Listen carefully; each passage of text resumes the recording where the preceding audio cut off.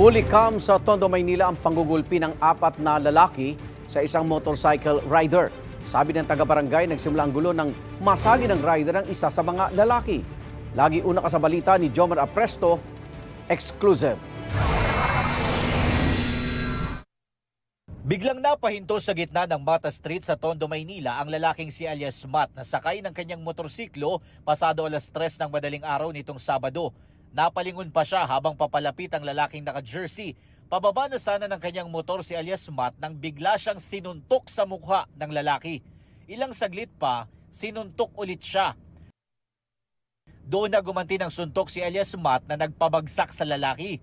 Maya-maya, 3 lalaki ang lumapit at pinagtulungang gulpihin ang biktima.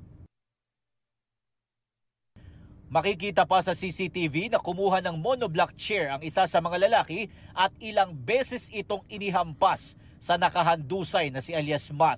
Matapos yan, ilang beses pa siyang sinipa ng lalaking naka-jersey bago umalis.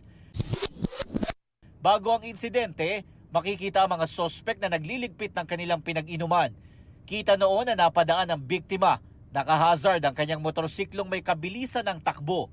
Nakita din sa CCTV na tila hinawi pa ng lalaki naka-jersey ang motor ng biktima hanggang humantong na sa pambubugbog. Ayon sa barangay, residente nila ang biktima at ang 2 sa mga sospek. Base sa kanilang investigasyon, nakainom ang mga sospek at biktima. Base sa pahayag ng asawa ng lalaking naka-jersey sa barangay, may kabilisan daw po ng konti yung dating ng motor. Natamaan daw po yung kamay niya. Imbis daw po na mag-sorry, sinabihan pa sila na bakit nasaktan ka ba?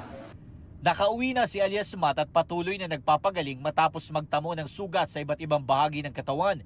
Sinusubukan pa namin makuhanan ng pahayag ang pamilya ng biktima. Pinaghahanap pa ng mga otoridad ang mga sospek. Ito ang unang balita, Jomar Apresto para sa GMA Integrated News.